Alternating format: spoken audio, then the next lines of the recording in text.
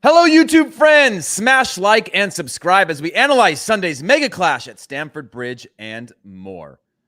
Manchester United, Everton, and West Ham all on 0 points after 2 match days. Tuchel and Conte taunt each other throughout this heated Chelsea-Spurs match, only to split points. Barcelona struggle to find a way to score with one of the greatest strikers of all time on the field. AC Milan, Inter Milan start their respective seasons perfect. We talk about those matches and more. Qué Golazo begins right now.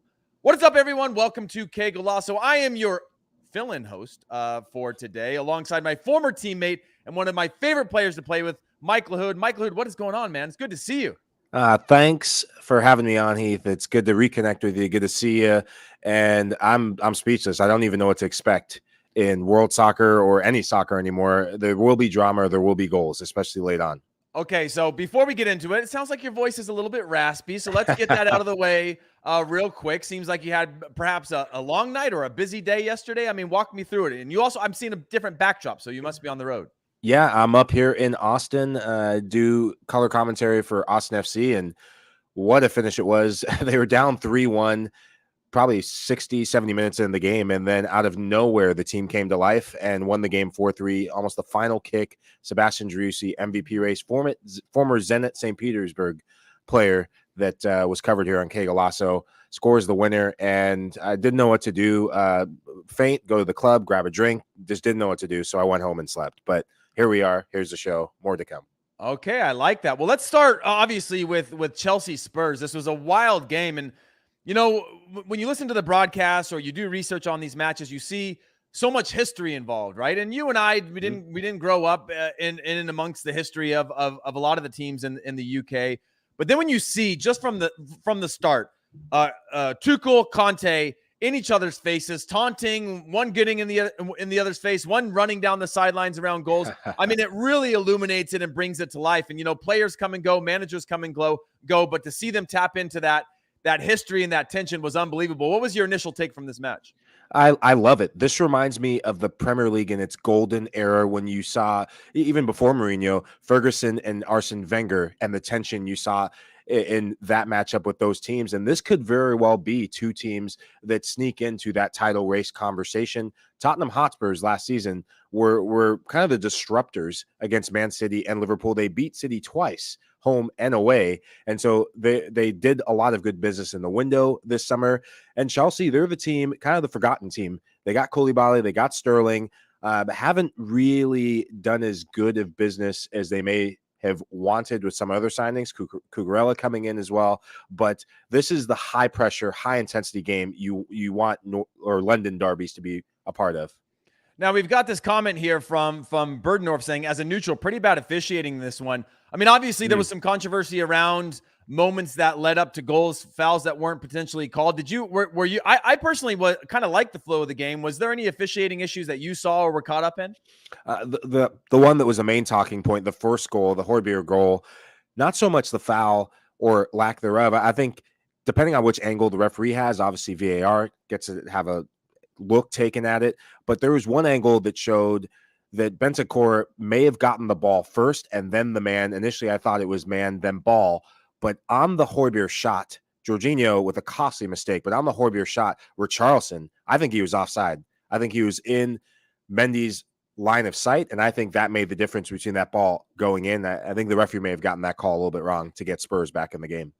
Now, when you look at this match overall, it was just had so much drama going back and forth. Even when I was writing the intro for the show, I was like, you know, they Chelsea control from start to finish. When I look at the first half, you know, Spurs had just a few, maybe half chances, and then the second half they started to put their foot on the pedal a little bit more, and you know, it came to some good goalkeeping and perhaps some more clinical finishing that could have changed things early on in the second half.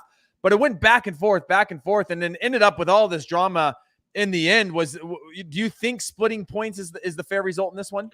I think Chelsea will feel hard done by. I think Tottenham Hotspurs, this feels like a win to them because they didn't have much for about 60, 65 minutes. The Harry Kane chance was really one of their first opportunities. I think they had, after 65 minutes, they only had one corner. That is very atypical of Tottenham Hotspurs soccer or football in the last 6 months that we've seen under Antonio Conte. Good counterattacking team, but they have enough talent that if you don't put them away, as Chelsea did not, Kai Havertz, I'm looking at you. You had a few chances. You didn't convert. Raheem Sterling, you got the assist. You didn't convert. Mason Mount looked like he couldn't hit the Thames if he was standing on the bridge itself. And it's just what happens in Premier League soccer against top 4 contenders. If you don't put them away, they will get chances and put the ball in the back of the net. And Harry Kane, one of the best goal scorers in the Premier League, does so. Now we've got another comment coming in saying Aubameyang ASAP. Do you feel like Chelsea are lacking that clinical finishing? Do you think that, I mean, you look at the opening weekend for Spurs, and then you look at now for Spurs, and you expect more when you look at the numbers that Harry Kane and Son put up over the last year, but production seems to be coming from elsewhere. Do you think either of these teams are in need of a last-ditch moment to bolster up their squads? I think Tottenham Hotspurs are in a good place. They look at the players they can bring on the field. Richarlison, a guy who was lighting it up a couple seasons ago for Everton, a player that Everton wish they could clone and bring back in their locker room because they look miserable right now. He comes in and he changes the game. He wins that free kick late on that leads to the Harry Kane corner kick goal. And, Tottenham are okay. With Chelsea, though, they're missing those half chances that a quality striker will finish. And Timo Werner, one man's trash is another man's treasure, going to Germany, and looks like he found his scoring boots, just needed to get a change of scenery. So this Chelsea team, they're not done yet, I don't believe, in the transfer window, and they have an ownership and CEO in Todd Boehly and company who are ambitious, who want to make a splash. So I expect maybe 1 or 2 more names to come through. Well, this controversy continues. So I just went on to LiveScore as, we started this, as things started to get chaotic after the handshake between Tuchel and Conte, where one of them wouldn't let go and they held in each other's faces and there was a scramble. They were both sent off in what looks like the 90th plus 8 minutes. So a red card for both of them, which is adding to the drama of all this. But going back to that officiating, we have this comment here from Sumit Garg saying, did they change the rules or something? Hair pulling is allowed? ? And that to me is, obviously there was a lot of these moments. And the reason I say, for the refereeing is they were very, very close calls.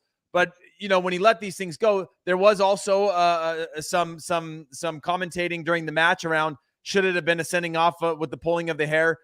And as I start to review all of that, do you feel like this ref maybe leaned one way or the other in this match, or there was a preference taken towards one of the teams, not on purpose, but that a team got the better of this referee tonight?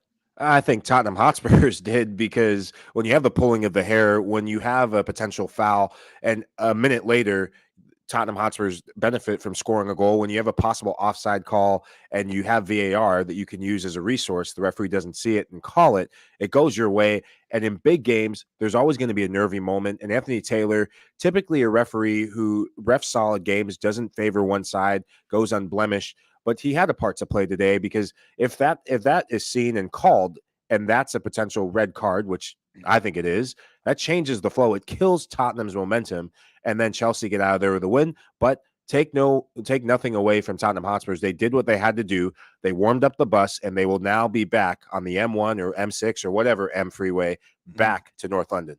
M something. That's for sure. So, looking back, and in terms of our final thoughts of this match in itself, Harry Kane with an unbelievable equalizer at the end of the match. Exactly what you want from a player like that, to get involved, get in the mix, showing you the value of set pieces, especially in the closing moments of the game, where the Chelsea faithful were already singing and chanting as if the game had been secured, really rooting on their teams. And then obviously Koulibaly, who doesn't score a ton of goals, is the hero on an unbelievable, what could have been the hero on an unbelievable volley, getting just past Kai Havertz there. Kai Havertz also having opportunities to not finish. Who was your man of the match in this game, or was there any player that stood out to you? Because Koulibaly was one where he set up that first goal with his pressing of getting the second goal, pressing high up the field, winning the ball into good spots. His ability to know when to release, into the midfield to put a ball away or to cut off a pass, especially in the transition game. He's gotten so good at that. So and is an instant impact on this team for obvious reasons. Was there anybody that stood out to you in this one, whether it was a midfielder, forward, or defender, that you'd give to man of the match on either of these sides? I would look at 2 players. I think Reece James had an excellent game, and Son Heung-min, you didn't hear much about him or see much about him, because that was what Reece James was tasked to do, was shut him down. Very aggressive. He and what's his name on the right side? I'll get back to him in a minute, but him on the right center back position, a position he hasn't played much, naturally a defensive midfielder. This guy gets better and better. I expect to see him on the plane to Qatar. He's healthy to start the Premier League, and a healthy Reece James is going to be a good Chelsea team. And he gets a second goal in what could have been the winner. So look for more just last-ditch efforts in the final third, having the composure and the quality. And mind you, Raheem Sterling getting on the box scores, that could be big for his confidence in games to come. Yeah, and the thing for me in this match, which I found bizarre, is when I looked at the 75th minute, I believe it was around the 75th minute, there still had only been, let me see here, one sub from each team. And then when Chelsea went into their subs and added Pulisic and added Gallagher, I was like, there's a real life to them, and you could feel them come back to life there. Same thing on the opposite side for Spurs. Do you feel like there was a need to maybe bring in more players? Both of these managers look like they were pretty cautious of not wanting to change the dynamic of this match and leaving it late to bring in, as you mentioned, pretty deep squads and could change the dynamic of the game, which I think they did, which led to a lot of this drama at the end. I think it's down to the fact that this is game 2 of a very long season to come, and the fitness of players, that is the details, and those are the details where Jorginho comes off immediately. We've seen Thomas Tuchel leave Jorginho, and I think of a Champions League game last season against Lille where he made a costly mistake, leaves Jorginho in, and he provides the assist to get Chelsea back in and over the line with the tie. And that's going to come with the fitness and increased fitness and just form of players. And I think you typically see that early on, just early subs, just to manage it and keep it safe. All right. Well, that wraps up our thoughts on the Chelsea Spurs. Make sure you throw those comments in. We'll get those up on the screen. Make sure everybody can take part in this wonderful conversation. I mean, what a dramatic match. But let's shift over to the rest of the matches over the weekend in the Premier League. Obviously, starting with today's other result, Forest are able to squeak out a 1-0 win over West Ham. Declan Rice missing a penalty in that one to draw level, but a great moment for Nottingham Forest here in the Premier League this season. Aston Villa able to go out on top on Everton. Everton pointless to start the season, but still look better than I think perhaps the results suggest. Arsenal 4-2 over Leicester City, starting their season perfect as well. 6 points after 2 matches and scoring a ton of goals, and just so dynamic in their build-up, the ability to play at speed, know when to change things, and then scoring goals as well. Brighton and Newcastle level on 0-0. Manchester City go 4-0 over Bournemouth. Southampton claw back after going down 2-0 to try to tie or draw 2-2 with Leeds United. Could be an issue that I'm worried about for Leeds United. We'll talk about that. And Wolverhampton Wanderers, Fulham go 0-0, and then Brentford, another big moment of the weekend, 4-0 over Manchester United. Now, those are the results over the weekend. I don't want to guide you too far into something. If you've got somewhere that you want to start, Mike, on one of these matches, we'll start there. But yeah, lots to talk about. Is there any one of those that stands out for you in terms of results so far? I'm going to stay away from the obvious because I needed the Austin FC game to pick me up from this state of depression that I was in with Manchester United. So I'll just start with there. As a United fan, and Heath, I think you're an Arsenal fan. I know you're smiling cheek to cheek. I got my Arsenal hat on, like I went and took this out of the club. Yeah, I think you're an Arsenal fan. Not too many times in a year do I get to take this one out proudly, but 6 points after 2 match days, seeing Gabriel Jesus, who you saw flashes of that as well at City, but never really became that starter or that star for the team. To see him really embrace that kind of Aubameyang type role of putting this team on his back. He was involved in all 4 goals for Arsenal. It's just a great feeling. But for you, was that a standout match for you? Was there any other ones that, feel free to go to Manchester United if that's one in terms of the morale of the team and where they stand? I'm seeing a lot, by the way, of just blaming ownership. And look, I fully agree that they have been detrimental.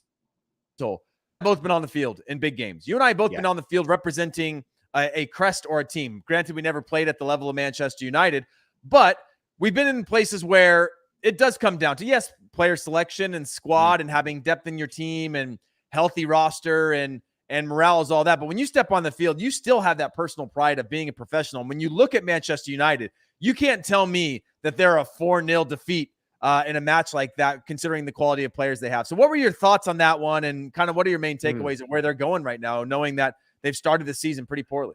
It's getting worse quick. And Cristiano Ronaldo, that situation needs to be handled. Is he going to stay or is he going to go? Because it's a dark cloud hanging over this locker room, this club, and the red half of the city of Manchester. The blue half is sunny. There's rainbows out. There's unicorns flying around. There's barbecues. All that's happening. The I don't know. favorite DJs in Holland's town. pretty mad, but he's not getting a goal in a game and doesn't get his tap ins. I mean, he's one where I could see, he's got that big enough of an ego. Phil Foden doesn't feed him the ball. Yeah, They might not, even when they're winning, they might not be happy. But sorry, continue. No. Well, for Phil Foden's sake, he's going to be passing that ball because you don't want to have to answer to a guy twice your size at halftime again. But for United, just the lack of character in that locker room, the lack of belief that's happening on the field.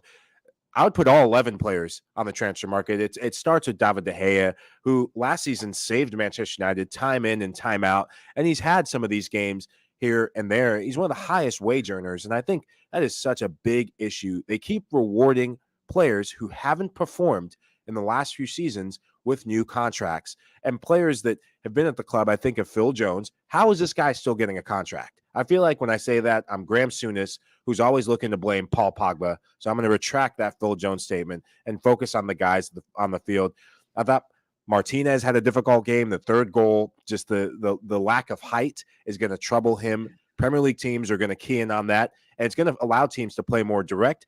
Harry Maguire, at what point do you, if Martinez is going to be your guy, at what point do you just get him off the field and put in Rafael Varane? The fact that you have a Champions League winner on the bench is ridiculous to me. Varane had a difficult season last season, but this guy won a World Cup. Get him on the field. I mean, it's just getting ridiculous. And I saved my rant for Qué Golazo today. I tweeted yesterday that I'm going to go on an awful rant. This is it. Ten Hag, I am so sorry. You boarded the flight from Schiphol in Amsterdam to Manchester for this crap. This is absolute crap from the players. Marcus Rashford, what are you doing, man? He looks devoid of confidence. Jadon Sancho, stop putting TikTok videos. We just got rid of Jesse Lingard. Oh, you're becoming an old school manager on me now, saying stay off the internet. Put your phone away. No, follow me on TikTok is what I meant to say. No, I just need to blow off steam and just call everyone out. But these are the type of games. Arsenal last season, they started rough. And when you have a new manager who's got the philosophy, who's no nonsense, and has just the pedigree of being successful elsewhere, Arsenal started poorly last season, and they turned it around. It was a must-win game in Game 3. This game is a must-win game. Their next game, I say their next game. I think they go up against Liverpool next game. So maybe after that, the Everton game, which comes in October, is a must-win game because I'm looking at the schedule. They have, Liverpool next, and then Arsenal coming up a few weeks. I mean, it's a tough start for United, and this could be the end of Ten Hag if they stay the course before we even get started. Yeah, you're totally right in the way that, people keep talking about the patience needed with Ten Hag, but look at the quality of players on your field. Now it's one thing to be tinkering with stuff. It's another thing to be completely outplayed by a team that shouldn't be anywhere near you. And that's an issue. And yeah, I think that could be cultural. That could be a number of things. I'm not in that locker room, so it's tough to say, but it's certainly demoralizing and disappointing to see Manchester United this early on in the season with the new manager, with the some changes into the squad, not being able to live up to that expectation. Now, let's talk about anything else in terms of the Premier League results over the weekend. Mike Lahoud, is there any other ones that you want to discuss? Could be Leeds United drawing with Southampton again after going up early, and that one and sort of coughing it up late. Arsenal again scoring their multitude of goals. Aston Villa squeaking out that one against Everton, who were very good and had their chances in the second half. Is there any of these that come to mind that you want to discuss? Fulham as well, by the way, continuing to get points. A Fulham side with two Americans that were just Tim Ream and at the center back position, not knowing how they're going to be able to perform, expecting them to be an elevator club. They seem to be competing as well to start the season. Mitrovic, the storyline again, he missed a penalty. Looked like a world beater against Liverpool. Unfortunate for him, but the Serbian international, as he goes, this Fulham team goes. I'm going to go with Villa. And I know LME's tuning in, watching in, bathing somewhere. Your honorary Villa conversation. Yeah. LME, JJ, they're all tuning in. JJ probably in Sardinia. LME probably in some banana hammock in Barcelona, just trying to dust off the sangria he spilled on himself when Emiliano Martinez saved that last gasp effort.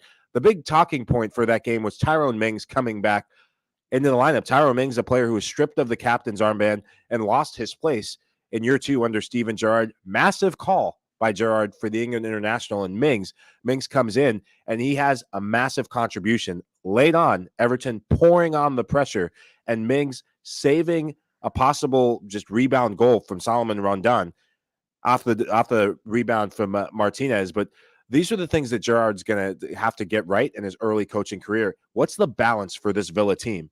And this Villa team, Philippe Coutinho, at what point do you just not start him and bring him off the bench? Because he's a player who just doesn't seem to be getting going yet. The inconsistency, the adapting to so much change happening the last couple of years from Bayern, the failed project in Barcelona, and being back in England with the expectations that for him to fulfill what he did at Liverpool. But Buendia, what a goal. That combination with he and Ollie Watkins. Ollie Watkins needs to be on the field. Never take him off again, because this is a guy who will run in behind. He gets the best out of Danny Ings, and he allows you to play 2 forwards, a front 2 for Aston Villa, which I think could be their best 2 when they play against mid-table to bottom table teams. That's well said, and obviously a great start to the season for Villa to get that against Everton. But listen, Mike, we're going to take a quick break. That wraps up our chat on the Premier League. We're going to do a whip around Europe right after this. Let's save the world together. Show him some swagger. Step into the spotlight. I hope your dad has insurance. Secret Headquarters. Rated PG. Now streaming on Paramount Plus. Welcome back, everyone. Mike Lahoud joins me, your fill-in co-host for LME for this weekend in review. And don't forget, Paramount Plus is the one and only place to stream every minute of every Serie A match. And you can quickly and easily sign up for your very own account right now with a free 1-month trial by going to ParamountPlus.com/Italy. Just click the try it free button and use the promo code Italy for instant access to the best Italian club soccer available across all of your devices. Visit ParamountPlus.com/Italy and start your streaming today. Now, Michael, let's stick with that theme here and go to Serie A opening weekends. Milan, in their own dramatic way, go up and then draw and up and then draw, only to find themselves way out in front by the end of the match day, and in dramatic fashion kick off their Serie A campaign with a big win, using the start of the game, scoring very, very early on. You know, the classic big 5 that we talk about. The first 5 minutes they score, first 5 minutes of the second half they score to eliminate the 2-2 draw where they went into halftime. You know, that was a big one for me. Obviously, Inter Milan also starting, Lukaku getting his goal, needing to leave it late for Inter Milan to win that opener as well. Which of those 2 matches stood out to you? And is there any players that were I think catalysts in their important starts for 3 points to kick off the season? Oh, let's start with Milan. I always have to start with the defending champions. And Milan, a tricky game. So often when you're the defending champions, you're teaming with confidence. Milan not doing as big of movement in the transfer window. They lose Frank Kessie to Barcelona, and they replace him with, is it the Belgian playmaker from Club Brugge. And the player that really stood out to me, obviously Rebic getting on the goal scoring sheet, Giroud not starting, Ibra not in the fold. And so Rebic now delivering for him. I think he's been at Milan and kind of been inconsistent in some of his performances. But this is a Milan team that has character under just the stewardship of Pioli and just Theo Hernandez. This kid gets better and better. I expect him to be in full contention, coming up with goals. I expect him to be in full contention, playing with lots of confidence for the French national team as well.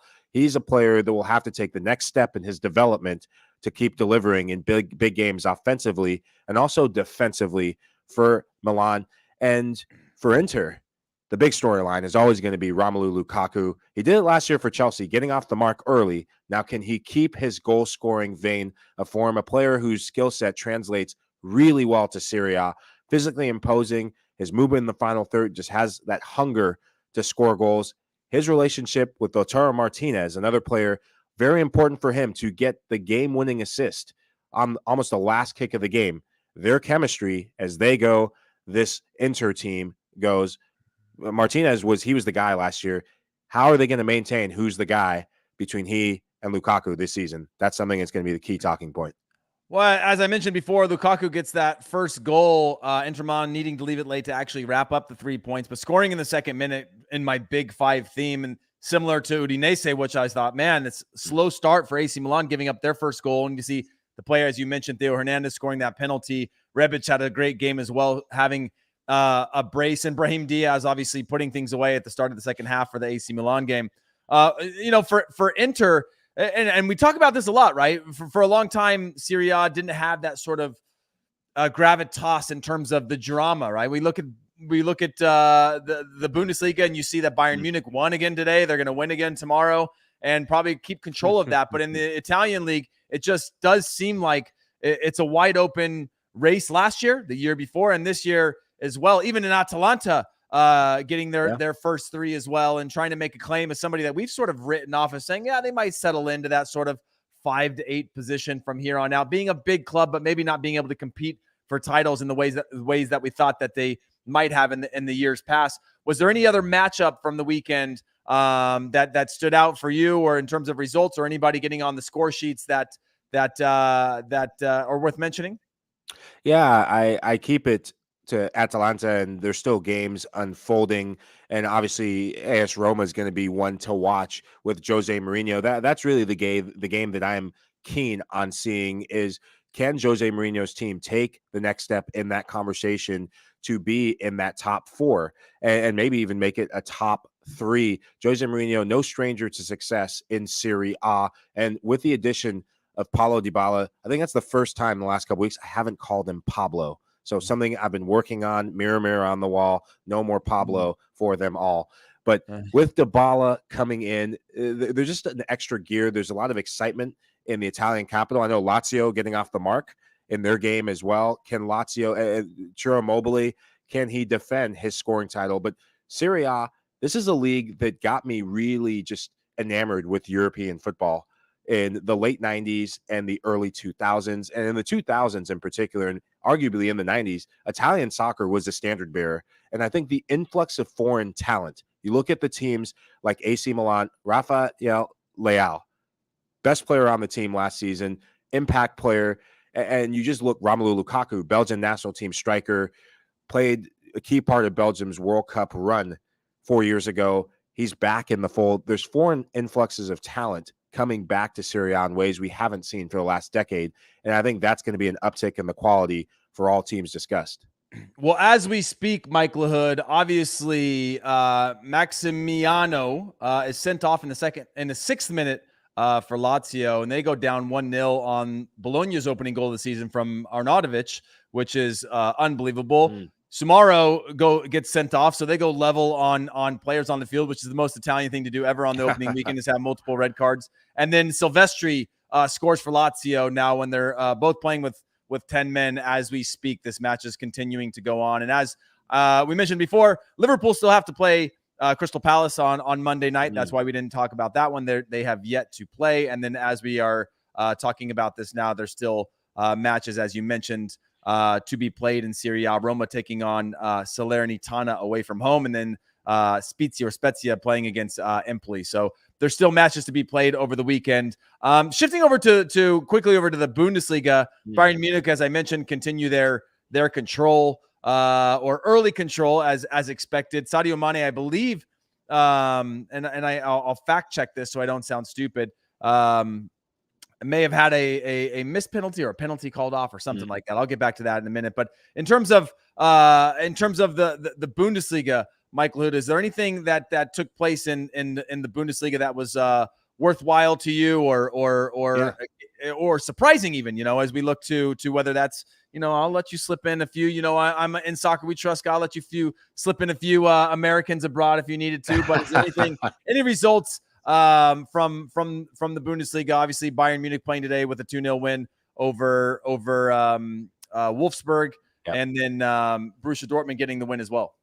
Yeah, I think that Dortmund-Freiburg game, I'm so happy that was a Friday night special, because Freiburg's a team alongside Union Berlin. They're picking up where they left off last season, and a young team that's been kept together. I know a lot of transfer rumors, a lot of teams in the Bundesliga, the Bayern Munichs and the Dortmunds of the world, looking to pick this team apart in terms of young talent, but a team that's really difficult to play against. And they're built from the back, built to counter. They get the early goal to shock Dortmund, but then goalkeeping error brings Dortmund back in the game. And Borussia Dortmund, this is a Borussia Dortmund without their leading goal scorer in Erling Haaland. How will they respond? Gio Reyna's Borussia Dortmund, a Borussia Dortmund that I think will welcome Gio Reyna with open arms. Cannot wait to see him healthy, back in the fold, because that has big implications, not just for Dortmund, but the U.S. men's national team. Love the kid. Think he's a baller. Think he could be a difference maker for the United States in Qatar. And then for Bayern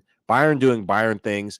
Thomas Müller winding back the clock, playing out wide, of all things. Nagelsmann getting the best out of the German international again, kind of rejigging things. And also Musiala, love this kid. I think England wish they could have had him in their ranks. Just a creative spark, getting another goal. This is a guy, Musiala, who's continuing to be considered the star by the team and then living up to that expectation. We saw this with Florian Wirtz, who shifts me to my talking point is Leverkusen, one that finished, I believe, third in the last season, retained their players with Diaby, kept Florian Wirtz, signed a new contract for blanking on his name now and feeling a little bit silly about blanking on his name, but which I'll get to. It's just for the record's sake. I'm managing all these buttons that are happening right now, so I'm getting I'm confusing myself from time to time. But Patrick Schick, this unbelievable goal scorer, they signed him to a new contract as well. So these players, signing new deals, I was like, this guy could go a little step further. And, you see today with RB Leipzig drawing, or this weekend with RB Leipzig drawing, and you think, man, maybe there is an opportunity, but they drop all 3 points to Augsburg. Yeah. Our boy Ricardo Pepi, again, not only getting in the 90th minute, clearly a sign that he's not longed for playing time in the Bundesliga with Augsburg this season. Perhaps need to get a last-second loan out of there, because it's not looking good for him as they continue to sub out attacking players, and he's not even first or second on the list to get onto the field. So that's one that stood out for me. And then, as I mentioned already just now, that draw between Leipzig and Cologne, a big swing for an RB Leipzig side. Szoboszlai sent off in that match, but a big swing for a team that's as ambitious as RB Leipzig and wants to be fighting for a Champions League spot year in and year out. Let's move on now. We're going to shift over to La Liga. Opening weekend impressions from you, Mike Lahoud. Barcelona versus Rayo. Barcelona continues to have these late registration issues, trying to figure things out. We saw Serginho Dest wasn't even on the bench, I believe, for this one, being linked to a Man United squad, which is a dumpster fire right now. But Delo could be in that conversation to move out with potential Serginho Dest moving in. So there's that drama there. But Lewandowski, you would think in a match like this, where Sergio Busquets was sent off in around the 90th minute, but with the quality of players they have on the field, can you not score a goal in your opening weekend? Yes, there's a lot of pressure on you. Yes, there's a lot of drama in the club, but that's one that immediately comes to mind as somebody who could be challenging for a title, yet they weren't able to even break the deadlock in this match.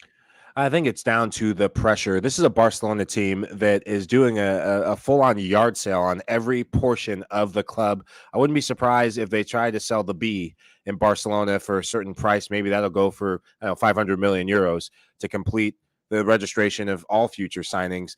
But this is a Barcelona team that's I think, because Real Madrid won the double last season with the Champions League and La Liga, it's the demand is we have to win now. They put all their eggs in immediate turn of results now. They have the manager, Barcelona legend, in Xavi, who is getting the best out of young players. But then you're putting added pressure, and I think there might be a bit of an imbalance. Do you have the Barcelona way and the Barcelona DNA that got you success, La Masia graduates and young Spanish players, or are you going to go with foreign talent that you saw the Frank Rijkaards do to deliver a Champions League with the Ronaldinhos, with the Samuel Eto'os, Ludovic Julis and company, Mark Van Bommels even? And I think this is a Barcelona team that's going to take time to carve out what type of identity are we, because right now you have too many players that are still in your books, and that always creates chaos. Just one of the score lines that was a shock result, Sevilla going down to Osasuna 2-1. This is a Sevilla team that was kind of in that running with Barcelona for second place in La Liga, a team that has Ivan Rakitic, who former Barcelona Champions League winning player, and some quality, solid players in their ranks. And, a player that U.S. national team fans are familiar with, Tecatito Corona. They'll be hoping he has a really bad season just at the World Cup. But this is a Sevilla team that's going to take time as well to gel, but a shock result and something that I don't think Sevilla fans will be too stoked about. Well, there was also the 3-0 win for Villarreal over Valladolid over the weekend, which is a strong start for them. And then obviously in today's match, we've got Valencia playing Girona 0-0 in the 37th minute as we are taping this with both Yunus Musa on the field as well as your boy Tati Castellanos starting up top. So a real opportunity for him to prove that he can convert the successes he had in Major League Soccer at the highest level against a very good squad with Yunus Musa playing in that midfield three that we're all excited about. And then later on today, we have Almeria playing at home against Real Madrid. So we won't have the results for that one. And Real Sociedad getting that 1-0 win over Cadiz. As we look at the table for this upcoming for this year to start so far, Villarreal obviously on top, Osasuna, Real Sociedad, huge wins for some of those teams, your Sociedad, your Osasunas, to be able to get 3 points to kick off the season. But when I look at Barcelona, I just hope that they can settle things in and be able to, I don't know, have a little more stability in what they're doing to get the most out of their players. You know, with the talk about where's Aubameyang going to go, what's going to happen to Serginho Dest, Busquets obviously showing some frustration getting that second yellow card in the match. But was there any other matches from the weekend?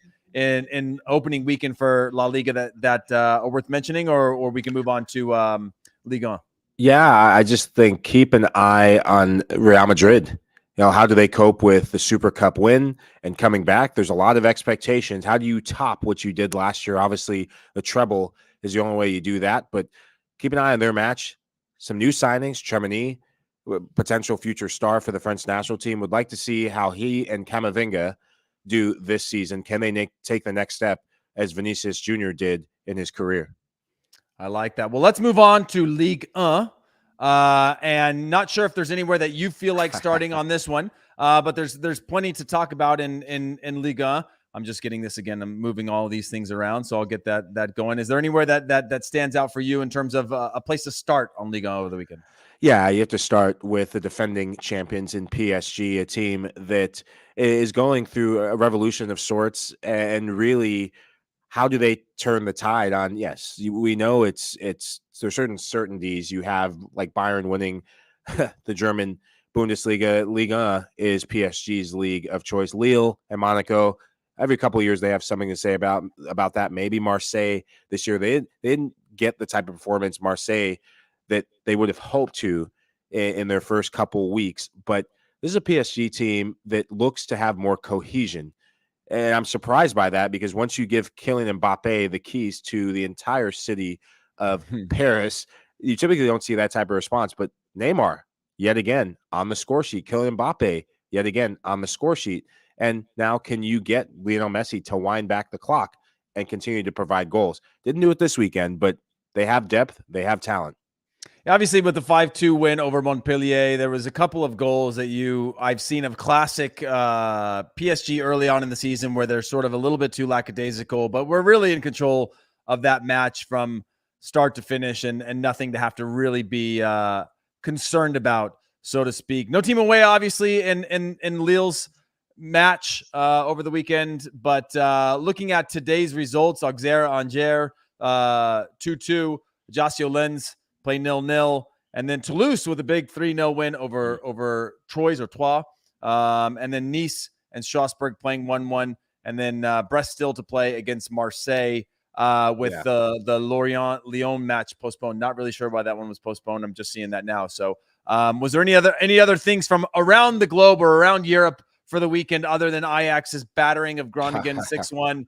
Was there any other results that stand out or worth mentioning as we get to our closing thoughts? Yeah, just correction on my end. I was thinking of the Monaco-Rennes game where it was 1-1. Monaco, a team that were so unfortunate with the ending of last season in terms of Champions League places. They didn't go their way. So 1-1 to them, disappointing result from them considering how they started the season. Obviously, Marseille still yet to come. For me, it's looking ahead to – I know there's oftentimes the easiest league to look at is the Premier League, and there's good reason. But I can't wait to watch Liverpool Crystal Palace tomorrow. Palace is such a tricky team, very good at home. They go to Anfield.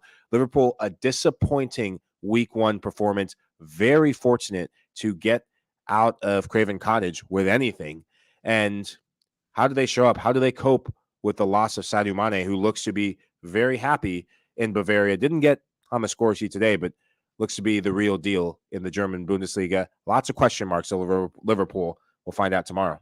Yeah, that's well said. And again, for Crystal Palace, a team that were beat on the opening day by, I think it was Leeds. Arsenal. Arsenal. Yeah. I'm thinking about Wolves on the opening day. My bad. I should know that by Arsenal. I'm wearing the hat today. But Crystal Palace, sitting at the bottom of the table, a team that was really good, and in my opinion, just one or two players off of potentially pushing for a European spot, an attractive team, style of play. They're going to have to play this Liverpool side on a Monday that, you could see one of these teams sitting on, again, you don't want to see Liverpool on 1 point after 2 match days, as well as on the other side of Crystal Palace sitting at the bottom of the table. So that's one to watch. Any final thoughts, Michael Lahoud, as we close this thing out? Final thoughts of anything? You can say something nice to me. You can shout out to LME, the rest of your Qué Golazo crew, whatever comes to mind. You now have the floor. I think a big thing is now that all European leagues are up and running, I just cannot wait for European club competitions to be up and running. The Champions League, the Europa Leagues, the Conference Leagues even. And I wish they created a special league, not the Super League. That's a trigger word for Manchester United. Maybe it's the Men's League. Hopefully they will get their invite to that. But I said I'm done with my rant. I'll leave it at that. But cannot wait for European club competition because football is back. Soccer is back. Can't wait for everything else to unfold. I love that. Michael, I got to ask you, I know you're at a hotel right now. Was the housekeeping just knocking on your door right now? I think I heard that in the background. I've known that feeling. I've done plenty of podcasts on the road, and you get that knock and you start sweating going, man, they might walk in right now and start yelling at me. But that is it. That is the end of this show. Thank you so much, Michael Lahoud. Thank you to our producers and, of course, LME and the rest of the crew that runs this every single day of the week. We'll be back very, very soon. I'm just filling in. It's great to see you again, Michael Lahoud. It's great to be back on this Qué Golazo podcast. I was part of it for so long. So if you haven't already, make sure you comment, like, and subscribe. And until next time, that is it from us. See ya.